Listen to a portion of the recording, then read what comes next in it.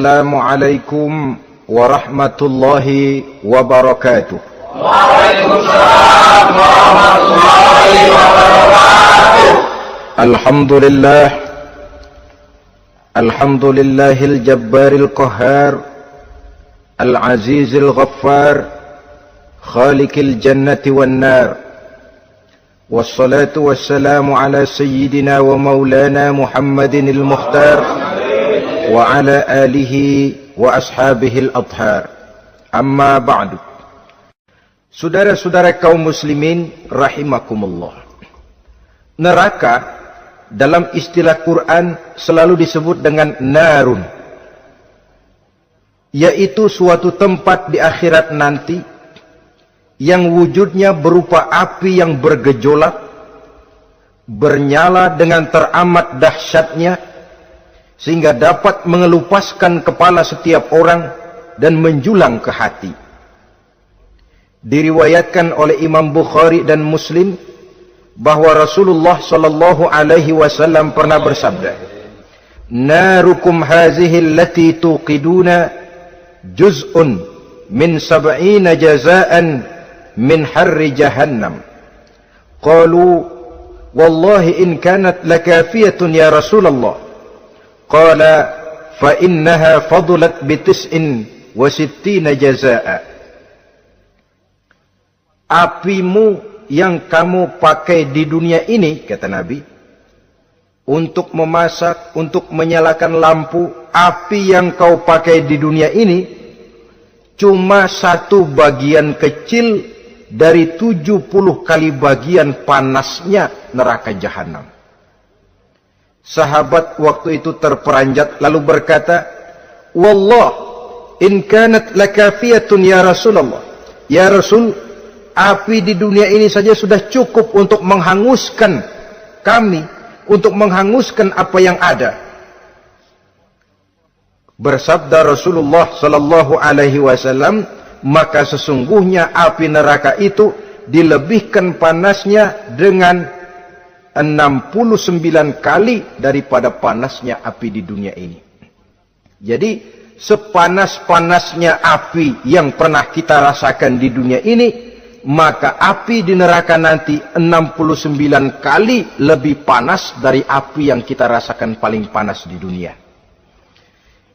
Hadis yang senada dengan penjelasan ini di samping Jawahirul Bukhari, kita bisa menemukannya dalam Mukhtasar Tazkiratul Qurtubi dan Mukhtasar Ibnu Abi Jamrah misalnya.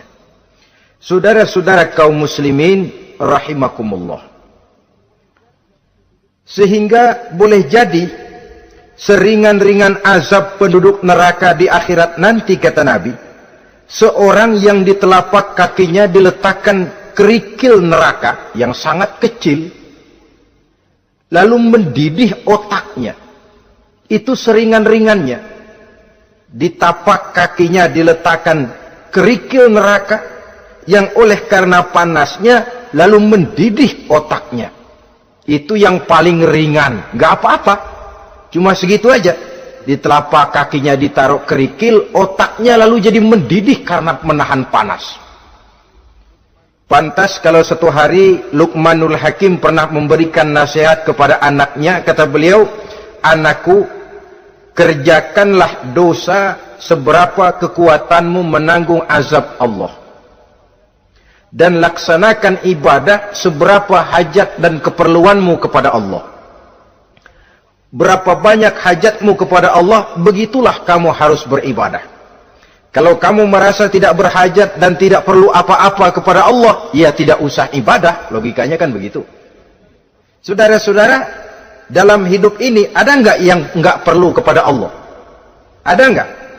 Seluruh kita memerlukan Allah. Karena itu Luqman betul dengan bahasa diplomatis, "Anakku, kerjakan ibadah seberapa hajatmu kepada Allah. Makin banyak hajatmu kepada Allah, makin banyak hendaknya kamu melaksanakan ibadah. Tapi kalau kamu sudah bisa merasa bisa hidup tanpa Allah, persilahkan kamu tidak usah ibadah." Sebaliknya, kerjakan dosa seberapa kekuatanmu menanggung azab siksaan Allah. Kalau merasa sudah belajar ilmu kebal, kira-kira di neraka nanti nggak apa-apa, persilahkan kerjakan dosa sebanyak-banyaknya. Tapi kalau masih berpikir, gua mah jangan dibakar di neraka, nginjak puntung rokok, gua lompat. Kalau masih berpikir ke situ, ya hati-hati, saudara-saudara. Nah, sebagaimana surga, neraka pun ada pintu-pintunya. Dan yang melalui pintu-pintu itu sesuai dengan dosa yang dia kerjakan pada waktu kehidupannya di dunia ini. Jadi setelah manusia diadili, mereka kumpul di padang mahsyar beramai-ramai. Yang mendapat kitab di tangan kanan, yang selamat dari proses pengadilan, yang sudah nyata lebih banyak kebaikannya daripada kesalahannya, wajah mereka berseri-seri.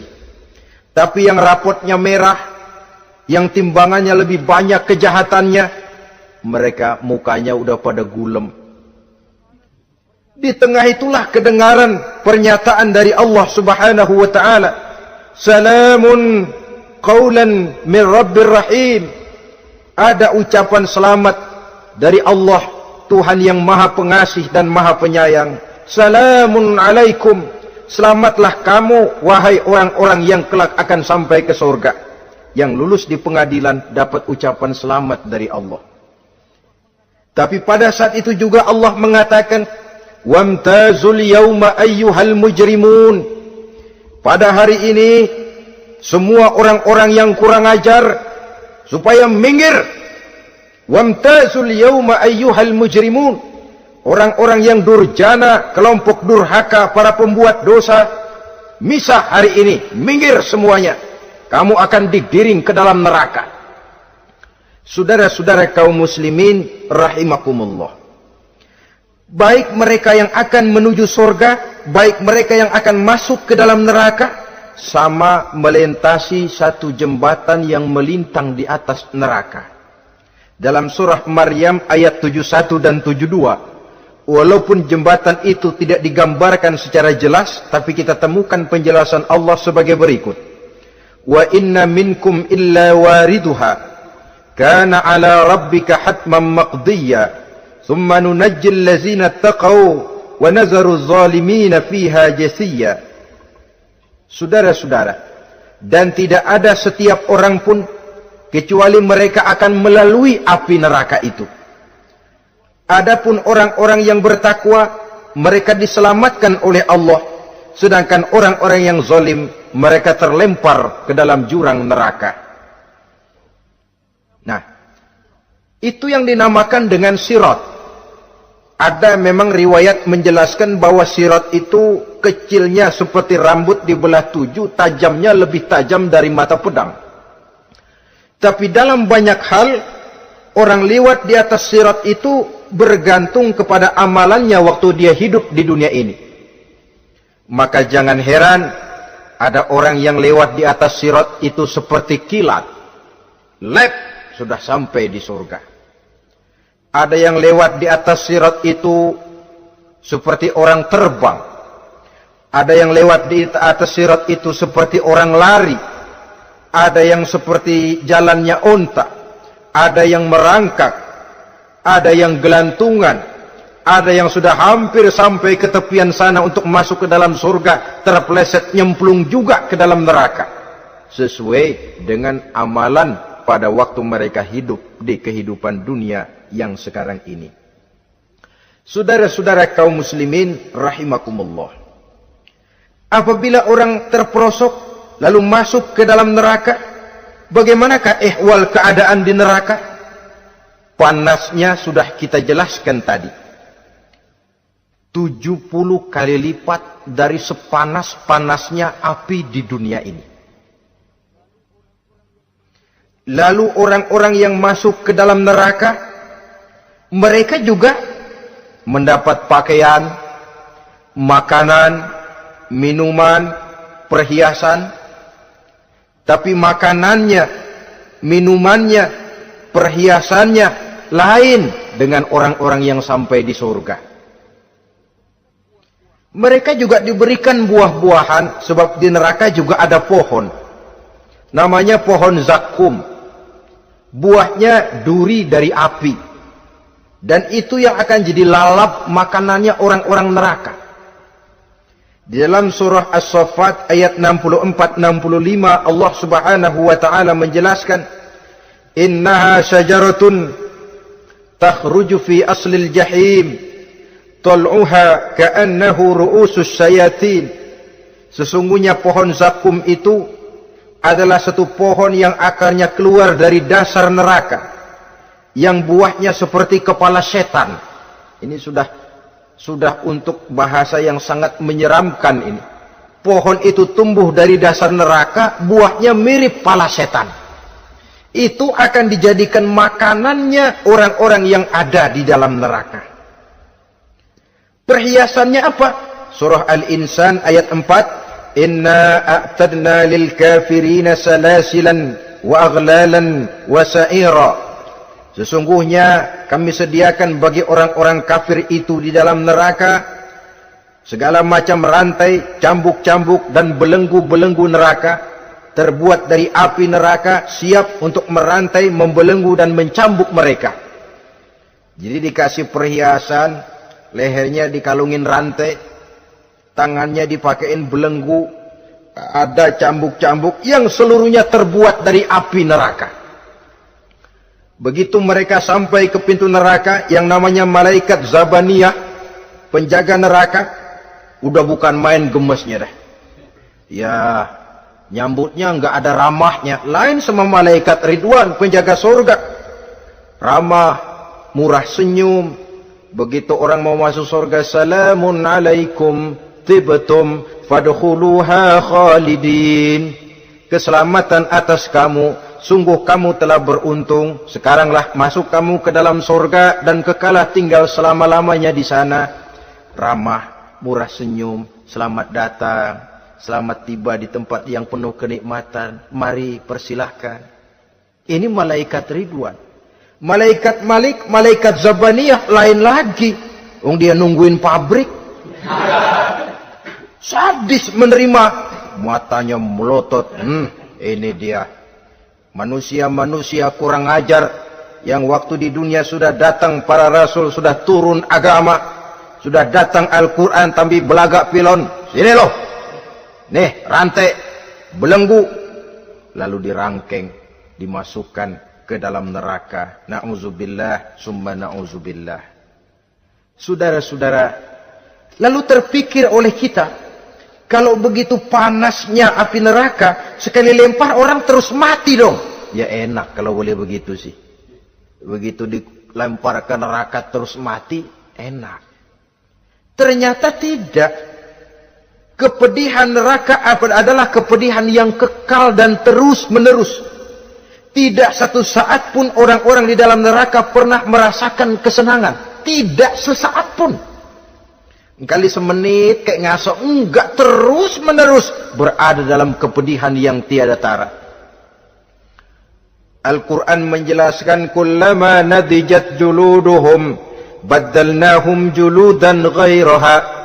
Apabila hancur kulitnya, kami ganti dengan kulit yang baru. Supaya apa? Liyazukul azab, biar dia rasain azab. Tuh, rasain dulu. Hancur kepalanya, buletin lagi, hancur kulitnya, bikin lagi, berantakan isi perutnya, disempurnakan lagi, digiling lagi. Terus menerus begitu, tidak sedetik pun penduduk neraka itu pernah mengalami istirahat. Barangkali pakai jam istirahat lumayan, ini enggak ada. Ada bel, keneng, istirahat, azab dicabut. Tidak. Terus menerus dan selalu begitu. Satu detik saja pun mereka tidak pernah istirahat dari siksaan dan azab yang mereka terima. Saudara-saudara kaum muslimin rahimakumullah. Lalu bagaimana keadaan mereka? Ada orang-orang di dalam neraka itu yang dikenakan pakaian dari api neraka. Luar biasa. Dikasih pakaian dinas dari api.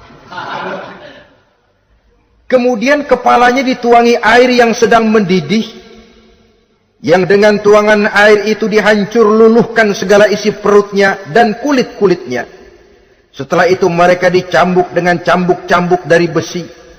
Apabila mereka hendak keluar dari neraka, mereka dicampakkan kembali ke dalamnya dan dikatakan kepada mereka, rasakan siksaan yang membakar ini. Dalam surah Al-Hajj ayat 19 sampai 22 kita bisa simak firman Allah Subhanahu wa taala. Fallazina kafaru qutti'at lahum siyabun min nar yusabbu min fawqi ru'usihimul jahim yus'aru bihi ma fi butunihim wal julud wa lahum maqami'u min hadid kullama aradu an yakhruju minha min ghammin u'idu fiha wa zuqu 'azabal hariq. Na'udzubillah summa na'udzubillah. Diberikan pakaian dari api, melolong, menyayat dia, memilukan, merintih dan meraung-raung. Lalu kepalanya diguyuri dengan air yang sangat mendidih. Hancur luluh isi perutnya, masih dicambuk lagi dengan cambuk-cambuk dari besi.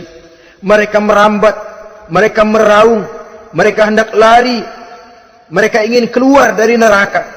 Tapi tiap kali mereka merambat ingin keluar, ditarik lagi. Kalau bicara kita, ayo, mau kemana lo? Apa kata malaikat penjaga neraka? Zuku azabal harik. Rasa ini, makan pencarian lo waktu di dunia. Saudara-saudara, lalu ada pula siksaan penduduk neraka itu, di mana dahi, lambung dan punggung mereka dipanggang dengan api neraka. Allah Karim. Kita di dunia ini tertusuk paku saja waktu berjalan sudah bukan main pedihnya. Tertusuk duri saja sudah bukan main pedihnya. Ini punggungnya, lambungnya macam disate, dipanggang dari api neraka. Dalam At-Taubah ayat 35 kita temukan firman Allah, fi nari jahannama fatukwa biha hibahuhum wa junubuhum wa zuhuruhum. Na'udzubillah summa na'udzubillah. Kemudian ada pula penduduk neraka itu yang disiksa, lehernya diikat dengan rantai. Mereka spontan diseret-seret dengan sekeras-kerasnya dan dilemparkan ke dalam lautan air yang sedang mendidih. Kemudian mereka dibakar dalam api yang bergejolak dan menyala-nyala. Pada surah Al-Mu'min ayat 71 dan 72 Allah Subhanahu wa taala menjelaskan, izil aghlalu fi a'nakihim wassalasil yushabuna fil hamim summa fin nari yusjarun. Ketika belenggu dan rantai dipasang di leher mereka supaya mereka diseret ke dalam air yang sangat panas, kemudian mereka dibakar dalam api. Ada lagi penduduk neraka yang dipegang jambulnya lalu diseret ke tengah-tengah neraka. Kemudian kepalanya digerujuki dengan air yang mendidih seperti yang dijelaskan dalam surah Ad-Dukhan ayat 47 dan 49. Pendeknya azab dan siksaan neraka itu sesuailah dengan amalan dosa yang dikerjakan manusia pada waktu kehidupan di dunia ini. Maka dalam puncak perjalanan Mi'raj misalnya kepada Rasulullah sallallahu alaihi wasallam diberikan berbagai macam penglihatan sebagai contoh dan tamsil dari kehidupan di dunia ini. Sejak dari penglihatan di jalan sampai kepada penglihatan surga dengan segala kenikmatannya dan neraka dengan seluruh azabnya, seluruhnya merupakan contoh teladan. Misalnya dalam perjalanan di ketika hendak Mi'raj itu, sebelum berangkat Rasul disodorkan dua minuman. Segelas berisi arak, segelas lagi berisi susu. Kata malaikat Jibril, ambillah salah satu minuman itu ya Muhammad. Lalu Rasul dengan tidak ragu-ragu, mantap betul beliau mengambil gelas yang berisi susu, lalu beliau minum. Setelah beliau minum itu, malaikat Jibril berkata, Shaddaqta ya Muhammad, engkau telah benar Muhammad.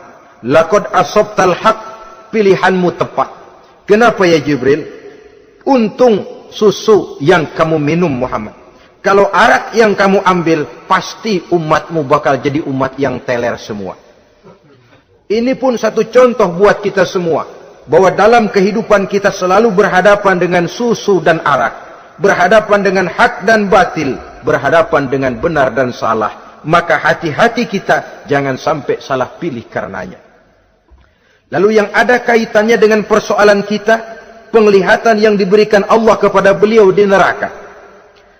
Beliau melihat sekelompok orang dilontari kepalanya dengan batu dari api neraka.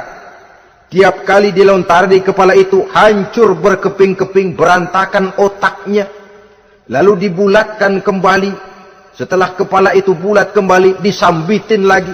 Menjerit, meraung, merintih kesakitan, hancur kepalanya, berantakan otaknya.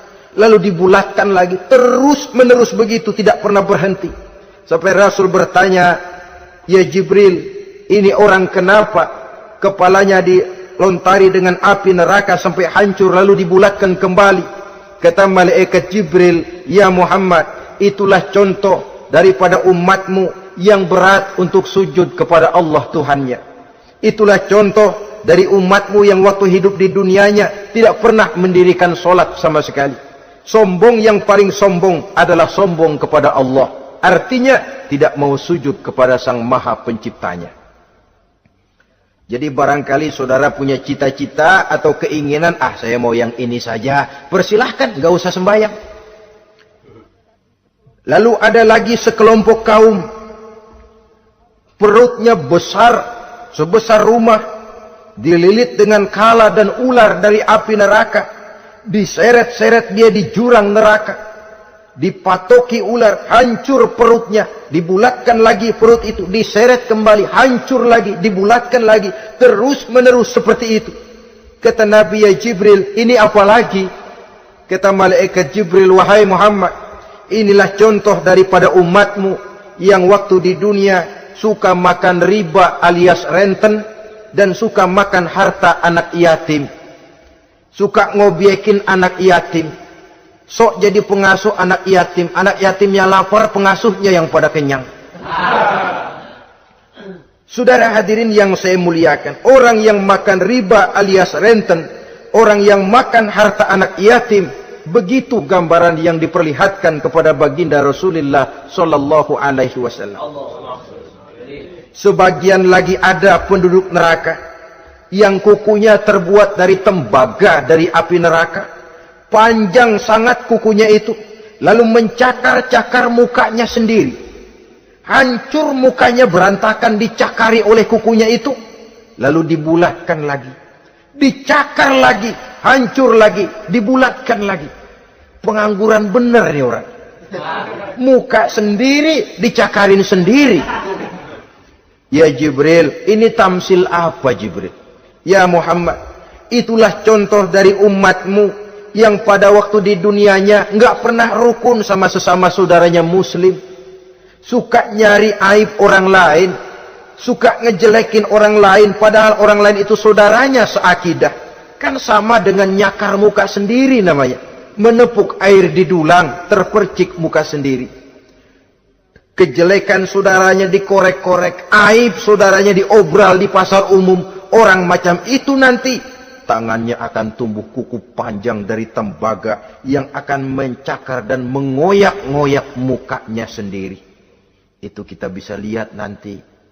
Oh, ini yang waktu di dunia suka ngorek-ngorek kesalahan orang tuh lagi pada nyakarin mukanya. Oh, begitu. Saudara-saudara kaum muslimin rahimakumullah. Oleh karena itu Nabi ajarkan kita, tuba liman shaghalahu aibuhu an uyubin nas. Beruntung orang yang aib dan kekurangan pada dirinya menyebabkan dia sibuk sampai enggak sempat ngorek-ngorek aib dan kekurangan orang lain. Introspeksi. Beruntung orang yang celak dirinya menyebabkan dia sibuk dan tidak sempat ngorek-ngorek aib pada diri orang lain. Ada pula di antaranya dilihat oleh Rasul, di antara penduduk neraka itu orang yang lidahnya terjulur memanjang, kemudian dipotong lidah itu dengan gunting dari api neraka, menjerit dan memekik ia menahan sakit yang tiada tara, sampai Rasul bertanya kepada malaikat Jibril, "Kalau ini tamsil apa lagi ya Jibril?" Kata malaikat Jibril, "Wahai Muhammad, inilah contoh dari umatmu, orang-orang yang waktu di dunia tidak pandai menjaga lidahnya, suka menggunjing orang, suka memfitnah orang, suka ghibah dan namimah, suka ngomongin orang di belakang yang bersangkutan. maka hari ini lidahnya menjulur menjadi panjang dan dipotong dengan gunting dari api neraka. Lalu Rasul juga melihat sekelompok orang perempuan tergantung rambutnya dari gantungan api neraka, kemudian dipanggang dari duburnya sampai ke atas kepalanya dengan tombak dari api neraka, meraung dan merintih serta mengeluarkan nanah dari kemaluannya. Rasul bertanya, ini apa lagi ya Jibril?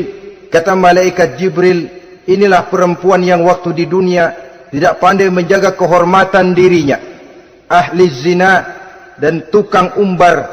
Saudara-saudara kaum muslimin rahimakumullah, banyak lagi tamsil-tamsil yang dicontohkan dalam puncak perjalanan Mi'raj yang seluruhnya merupakan peringatan bagi kita umat Rasulullah sallallahu alaihi wasallam. Nah, kemudian sekarang marilah kita bicarakan neraka itu satu demi satu. Yang pertama, dan ini yang paling dikenal orang, neraka Jahannam atau naru Jahannam. Siapa yang dijelaskan Allah akan menjadi penghuni neraka Jahannam ini? Pertama dalam surah Al-Ankabut ayat 68.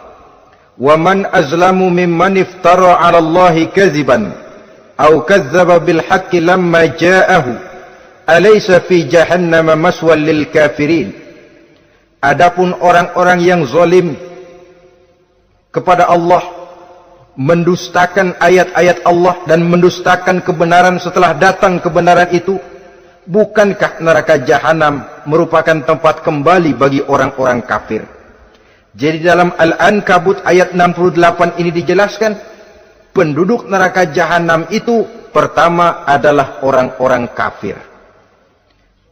Siapa orang kafir? Menurut keyakinan akidah kita, setiap orang di luar Islam adalah kafir.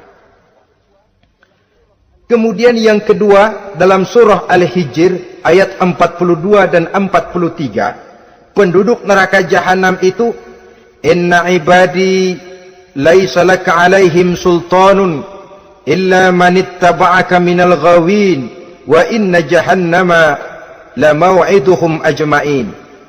Sesungguhnya hamba-hambaku tidak akan bisa kamu kuasai, hai iblis, kecuali mereka yang mengikuti tipu dayamu.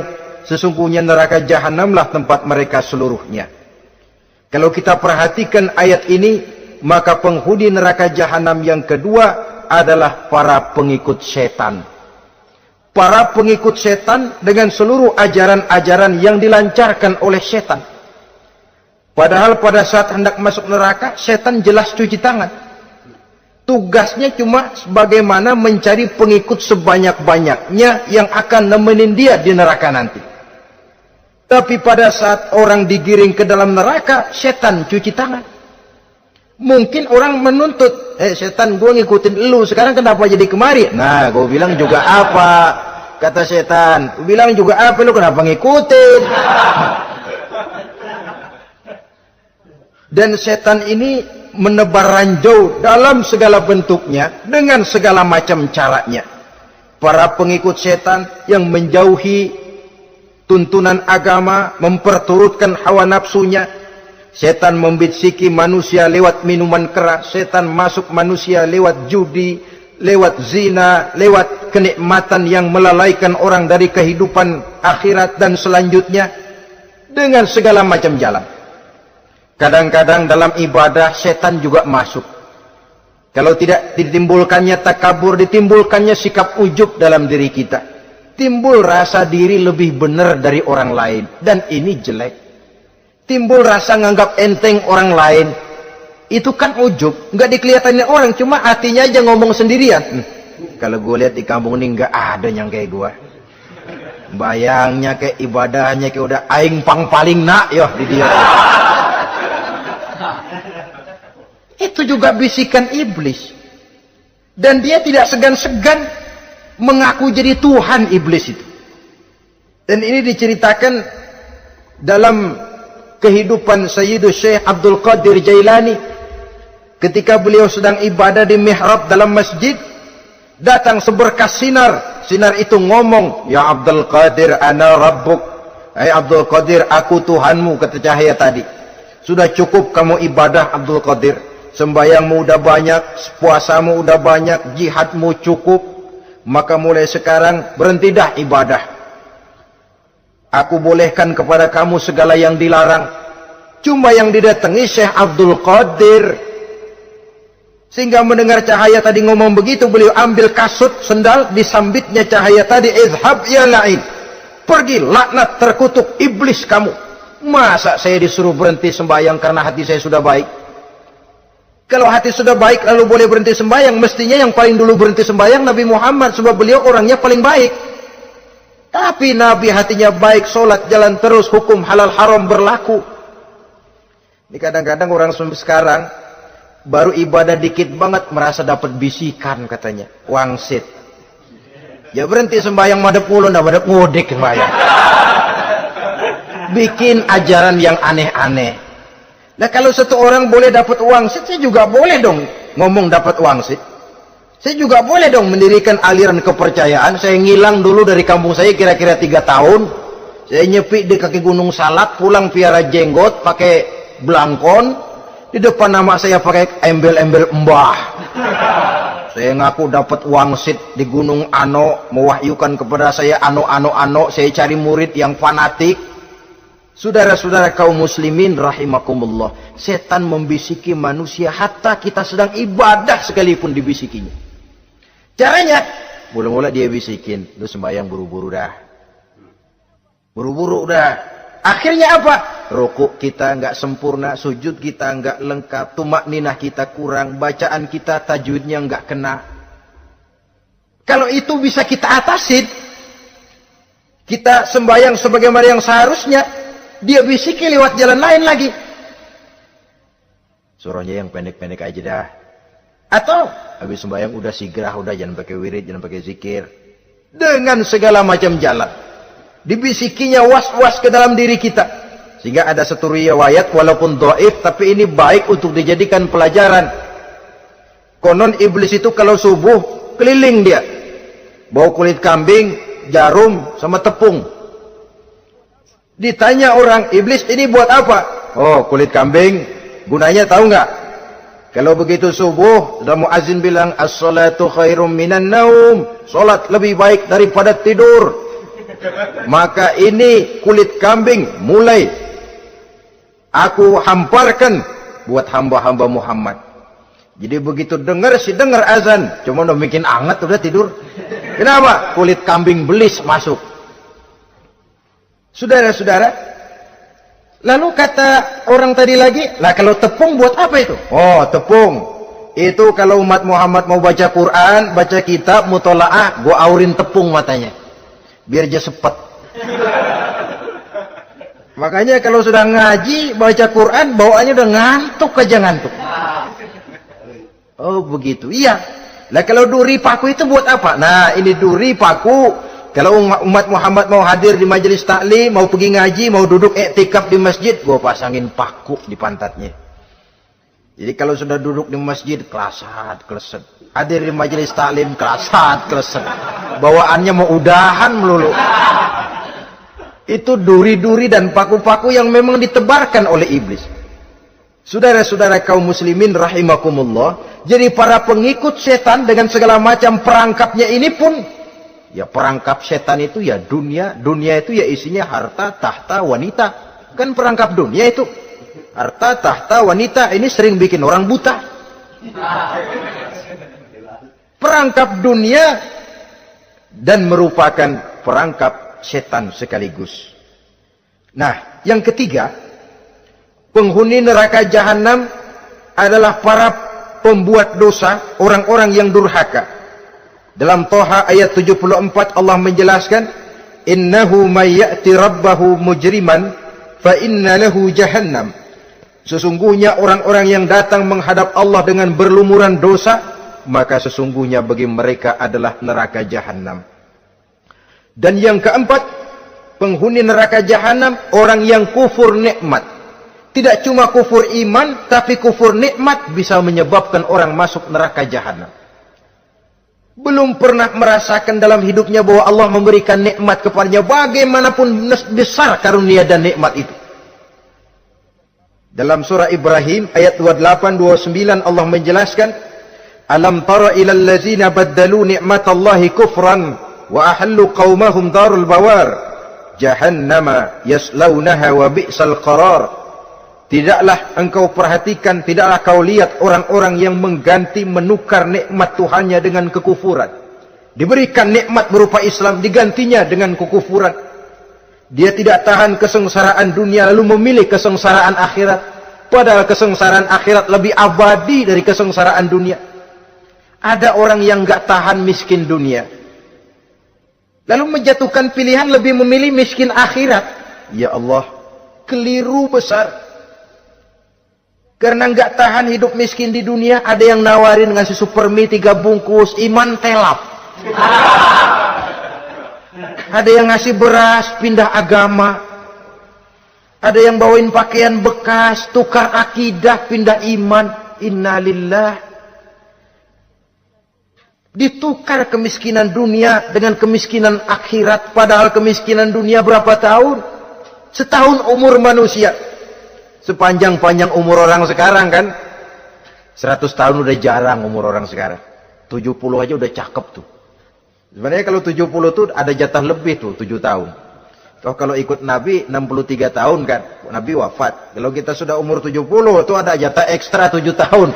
Oh ya, dimanfaatkan baik-baik mestinya.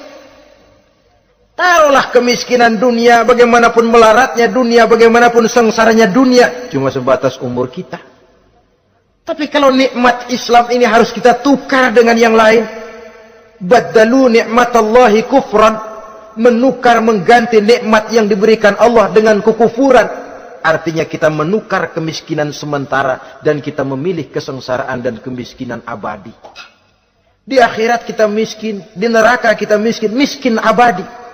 Di neraka kita sengsara, sengsara abadi. Saudara-saudara kaum muslimin rahimakumullah, itu neraka jahanam. Yang kedua dinamakan neraka jahim. Siapa mereka ini para penghuninya? Siapa mereka ini para penghuninya? Pertama dalam surah At-Takatsur, yaitu orang-orang yang bermegah-megah dengan dunia, menumpuk-numpuk harta, lalu lupa dengan kesibukan harta itu, lupa kepada kehidupan yang akhirat nanti. Alhaakumut takatsur hatta zurtumul maqabir kalla sawfa ta'lamun thumma kalla sawfa ta'lamun kalla law ta'lamuna ilmal yaqin la tarawunnal jahim. Kamu telah lalai akibat apa? At-takatsur. Ini penyakit pertama yang menyebabkan orang sampai ke neraka jahim. Penyakit takatsur. Dan itu penyakit zaman sekarang. Berlomba-lomba dengan kemegahan materi. Berlomba-lomba dengan kemegahan dunia. Padahal kalau urusan itu kita berlomba, tidak akan pernah sampai finish. Percayalah itu. Tidak akan pernah finish. Sebab kemegahan dunia siklus, lingkaran setan. Kita anggap kalau punya duit 1 juta tenang. Punya 1 juta berubah pikiran. Lain lagi. Kita anggap kalau punya mobil enak. Sudah punya mobil, lain lagi problemnya. Kita anggap kalau rumah sudah gedung, enak hidup. Punya rumah gedung, lain lagi problemnya. Makanya pesan Nabi, kalau ingin hidup tenang, urusan dunia lihat ke bawah, urusan akhirat lihat ke atas. Sering dicontohkan kalau punya mobil, bilang Alhamdulillah kita punya mobil, tangga kita cuma punya motor. Kata yang punya motor, syukur banget kita punya motor, tangga kita punya sepeda doang. Kemana-mana kekejek mulu. Dayung. Kata yang punya sepeda, Alhamdulillah kita punya sepeda, tetangga kita cuma jalan kaki, kemana-mana ngetuk mulu. Kata yang jalan kaki, Alhamdulillah masih bisa jalan, tangga kita sebelah lumpuh bertahun-tahun gak kemana-mana. Kata yang lumpuh, Alhamdulillah masih hidup, tangga kita kemarin mati gak balik lagi. Itu dalam urusan dunia. Sehingga sifat takatsur ini hilang. Tapi urusan akhirat, lihat ke atas. Kalau dia begitu sibuknya bisa jaga sholat, kenapa saya tidak? Kalau dia hidupnya sederhana, rajin sedekah, kenapa saya yang lebih kok enggak sanggup? Kalau dia bisa baca Quran, kenapa saya enggak? Lalu timbul gairah ingin mencontoh. Mencontoh orang dalam urusan ibadah menimbulkan ketenangan jiwa. Dan itu ada garis finishnya. Tapi kalau yang lumpuh lihat yang bisa jalan lihat yang naik sepeda, yang sepeda punya lihat motor, sudah punya motor lihat mobil, lihat pesawat terbang, pesawat lihat kereta api. Kapanlah awak nih mau bersyukur? Yang ada kurang saja, padahal nikmat itu tidak pernah berhenti. Bukan dilarang orang kaya, tetapi perlombaan memperkaya diri itu yang dilarang. Karena kalau sudah perlombaan namanya jor-joran sifatnya. Prinsipnya tujuan menghalalkan cara ini yang dijaga oleh agama. Saudara-saudara, selain penyakit takasur yang menyebabkan orang sampai ke neraka jahim, juga perbuatan durjana. Dalam Al-Infitor ayat 13-14, innal abrara lafi na'im wa innal fujjara lafi jahim. Orang-orang yang berbakti, berbuat kebajikan, mereka akan mendapatkan neraka surga naim. Tetapi orang-orang yang fujar, durjana, kurang ajar, durhaka, lafi jahim, mereka akan mendapatkan neraka jahim. Lalu siapa lagi penghuni jahim itu? Orang-orang yang menentang dan menantang ayat-ayat Allah. Wallazina sa'au fi ayatina mu'ajizin ulaika ashabul jahim. Dan orang-orang yang berusaha menantang ayat-ayat Allah sehingga melemahkan orang-orang yang mau mengikuti Rasul-Rasul Allah. Menantang ayat Allah dan membuat lemah orang yang mengikuti Rasul, melemahkan semangat orang yang mau mengikuti khitah dan perjalanan Rasul. Lu mau bangun masjid, iya. Berabe, berat, jangan. Jangan aja kapok. Majelis taklim, pahit. Ngaji, berat, melemahkan ini. Sudah dia rusak, merusak lagi. Kalau rusak kan cuma sendirian. Ini tidak, sudah rusak, merusak. Mu'ajizin, melemahkan orang-orang yang mau mengikuti ayat-ayat Allah. Dan itu tidak jarang zaman sekarang ini. Orang yang melemahkan semangat kita dalam berjuang menegakkan kebenaran. Kita yakin Islam agama yang benar, kita yakin Islam agama yang sempurna. Ada saja orang yang melemahkan semangat kita, yang berteori bahwa ada ayat-ayat Quran yang tidak relevan lagi dengan situasi dan kondisi, yang berteori bahwa Nabi Muhammad cuma sebagai manusia biasa yang tidak terlepas kemungkinan dari salah. Pendeknya melemahkan nilai-nilai semangat kita untuk memperjuangkan Islam ini. Ini pun termasuk mu'ajizin. Mereka akan menemukan nanti di akhirat kapling di dalam neraka yang dinamakan neraka jahim. Na'udzubillah summa na'udzubillah.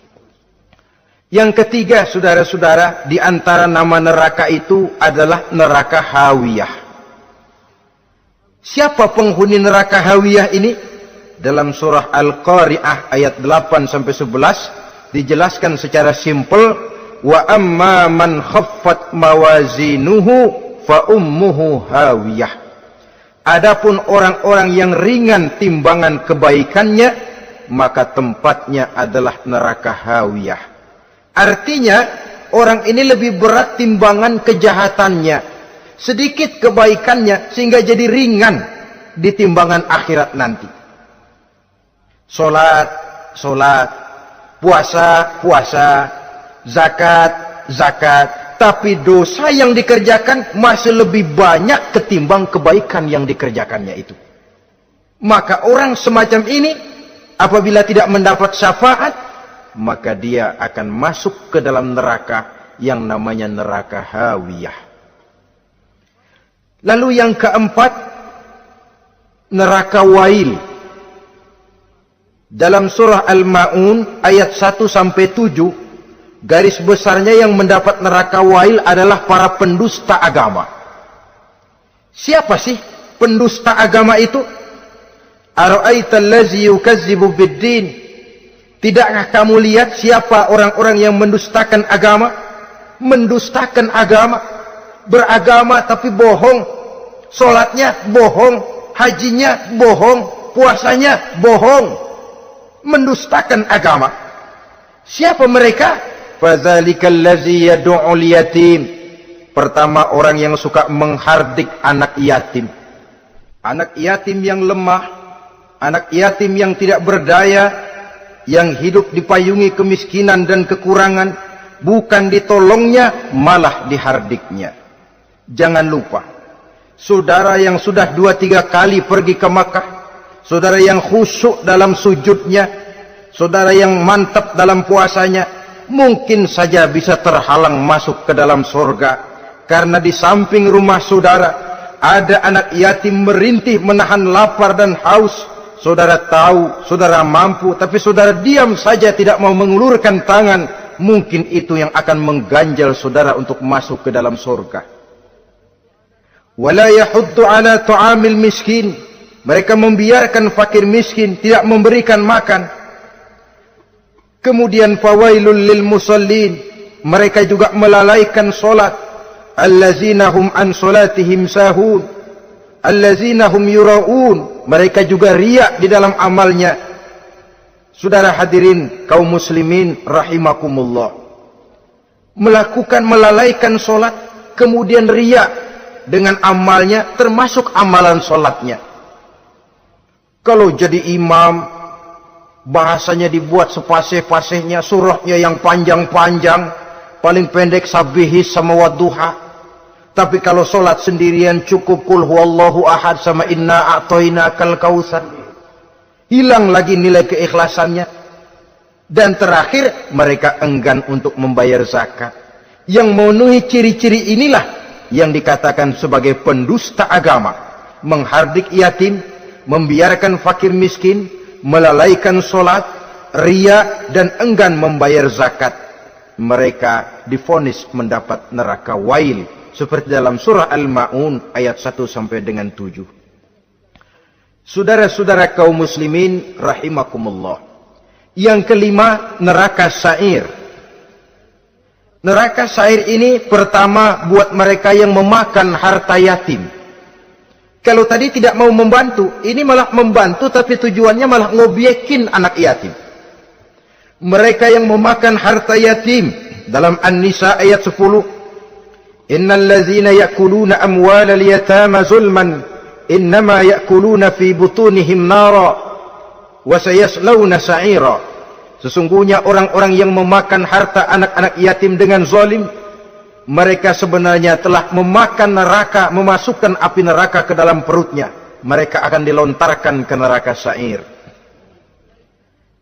Selain itu, orang-orang yang mengingkari apa yang diturunkan oleh Allah Subhanahu wa ta'ala, mengingkari kebenaran Quran, mengingkari Rasul, pendeknya mengingkari Islam, dijelaskan dalam surah Luqman ayat 21. Yang keenam, saudara-saudara, yang dinamakan dengan neraka lazo namanya. Pertama, untuk pembangkang dan orang yang menjauhi agama. Yang kedua, orang yang berpaling dari kebenaran. Dan yang ketiga, orang yang suka menumpuk-numpuk harta dan menyimpannya, tidak mau membayar zakat, infak, apalagi sedekah. Ini kita temukan penjelasannya dalam surah Al-Ma'arij ayat 15 dan 17. Yang ketujuh dinamakan neraka Sakor. Siapa penghuni neraka Sakor ini? Pertama, orang yang tidak pernah sholat. Yang kedua, tidak pernah memberi makan orang-orang miskin. Yang ketiga, ahli membicarakan yang batil. Strategis betul dia, ulung kalau sudah mengatur kebatilan. Kemudian yang keempat, orang yang mendustakan hari akhir. Dalam surah Al-Muddatsir ayat 42 sampai 47, kepada penduduk neraka Sakor ditanya, "Ma salakakum fis Sakor?" Apa yang menyebabkan kamu masuk ke dalam neraka Sakor? Qalu lam naku minal musallin wala naku nut'imal masakin wa kunna nakhudu ma'al khaidin wa kunna nukadzibu yaumaddin. Mereka menjawab, kami di dunia tidak pernah sholat, tidak pernah memberi makan fakir dan miskin. Kami selalu berkumpul dengan orang-orang yang batil dan membicarakan kebatilan, dan kami mendustakan adanya hari akhir. Yang kedelapan, yang terakhir adalah neraka Khutamah. Ini diperuntukkan bagi para pengumpat pencela, para penghina orang lain, mencari aib saudaranya, kemudian juga mereka menumpuk, menghitung-hitung harta, lalu kikir dan bakhil dengan hartanya itu. Dalam surah Al-Hujurat ayat 11-12, kemudian surah Al-Humazah ayat 1 sampai dengan 7, kita temukan penjelasan itu. Pada akhirnya saudara-saudara, kalau penduduk surga mereka kekal di dalamnya, maka penduduk neraka ini ada dua macam. Ada penduduk musiman, ada penduduk permanen. Kalau yang namanya penduduk permanen itu sudah punya paspor KTP itu. Memang penduduk permanen itu mereka yang kekal selama-lamanya di dalam neraka.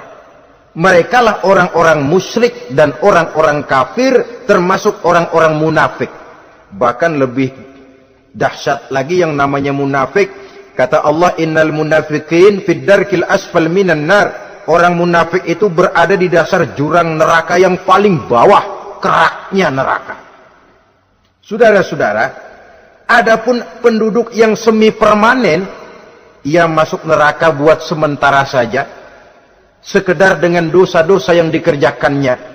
Mereka adalah orang-orang mukmin yang asli, orang-orang Islam yang waktu di dunianya berbuat dosa. Mereka masuk ke dalam neraka, menerima azab sesuai dengan dosa yang dikerjakannya. Setelah itu mereka akan diangkat dari surga untuk ditempatkan di dalam, mereka akan diangkat dari neraka untuk ditempatkan di dalam surganya Allah Subhanahu wa taala. Seperti banyak dijelaskan dalam hadis-hadis sahih yang diriwayatkan oleh Imam Bukhari dan Muslim. Nah, inilah sekelumit tentang neraka dan calon-calon penghuninya. Mudah-mudahan Allah jauhkan kita, Allah jauhkan anak cucu kita, Allah jauhkan seluruh keluarga kita dari neraka dan dari azab neraka. Terima kasih dan mohon maaf. Wassalamualaikum warahmatullahi wabarakatuh. Waalaikumsalam warahmatullahi wabarakatuh.